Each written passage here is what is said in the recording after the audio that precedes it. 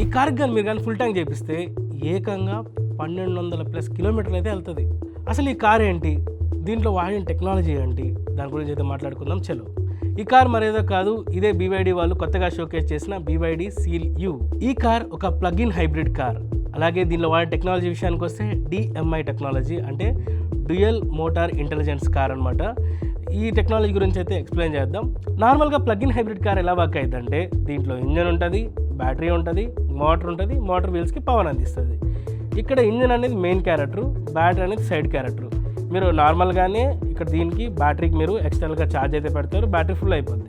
ఇప్పుడు ఇనిషియల్గా ఏం చేస్తుంది, బ్యాటరీతో కార్ అనేది నడుస్తుంది. బ్యాటరీ అయిపోతున్న టైంలో ఏం చేస్తుంది, ఇంజన్ అనేది యాక్టివ్ అవుతుంది. ఇంజన్ అనేది యాక్టివ్ అయ్యి ఎట్ ఏ టైం వీల్స్కి పవర్ని అందిస్తుంది, అలానే బ్యాటరీని కూడా ఛార్జ్ చేస్తుంది. ఈ రెండు ఎట్ ఏ టైంలో చేస్తుంది కాబట్టి ఇంజన్ అనేది ఇక్కడ మెయిన్ క్యారెక్టర్ అనమాట. మొత్తం మీకు ఒకవేళ బ్యాటరీ ఛార్జ్ అయితే అప్పుడు మీకు ఈవీకి స్విచ్ అవుతుంది కాసేపు వరకు. దీనిలో బ్యాటరీ కెపాసిటీ కూడా సేమ్ కొద్దిగా హెవీ అయితే ఉంటుంది. నార్మల్ స్ట్రాంగ్ హైబ్రిడ్ కార్స్లో, మైల్డ్ హైబ్రిడ్ కార్స్లో ఉన్నట్టు చిన్న చిన్న బ్యాటరీ ప్యాక్స్ అయితే ఉండవు, మీకు కొద్దిగా పెద్ద బ్యాటరీ ప్యాక్స్ అయితే ఉంటాయి. అదేవిధంగా BYD కార్లో కూడా సేమ్ ఇలాగే ఉంటుంది అనమాట. పెద్ద బ్యాటరీ ప్యాక్ ఉంటుంది. బ్యాటరీ అనేది ఇక్కడ హీరో అనమాట, మెయిన్ క్యారెక్టర్. ఇక్కడ ఇంజన్ అనేది సైడ్ క్యారెక్టర్ అవుతుంది. దీని మధ్యలో ఒక కొత్త యాక్టర్ అయితే వస్తాడు, వాడి పేరే జనరేటరు. ఇప్పుడు కార్ని మీరు ఎక్స్టర్నల్గా బ్యాటరీకి ఛార్జ్ పెట్టారు, ఛార్జ్ ఫుల్ అయితే ఉంది. కార్ అనేది ఏమైంది, ఈవీ కార్ లాగా కొంత కిలోమీటర్స్ అయితే రన్ అవుతుంది. ఒకవేళ బ్యాటరీ అయిపోతుంది అనే సిచ్యువేషన్లో ఇంజిన్ అనేది ఆన్ అవుతుంది.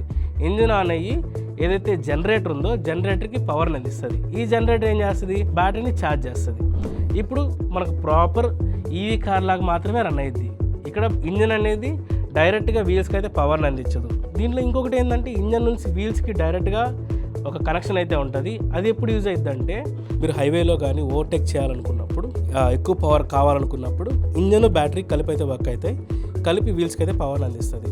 దీనివల్ల మనకు ఫ్యూయల్ ఎఫిషియన్సీ ఎక్కువ అవుతుంది అనమాట. సో అందువల్ల మనకు ఇన్ని కిలోమీటర్స్ రేంజ్ అయితే వస్తుంది అనమాట. ఒకవేళ ఈ కార్ కానీ ఇండియన్ మార్కెట్లో కనిస్తే అసలు ఎటువంటి చేంజెస్ జరుగుతాయి మార్కెట్లో అనేది కూడా కింద కామెంట్ సెక్షన్లో చెప్పండి. ఇలాంటి మంచి మంచి ఆటోమొబైల్ కంటెంట్ కోసం మన ఛానల్ని సబ్స్క్రైబ్ చేసుకోండి.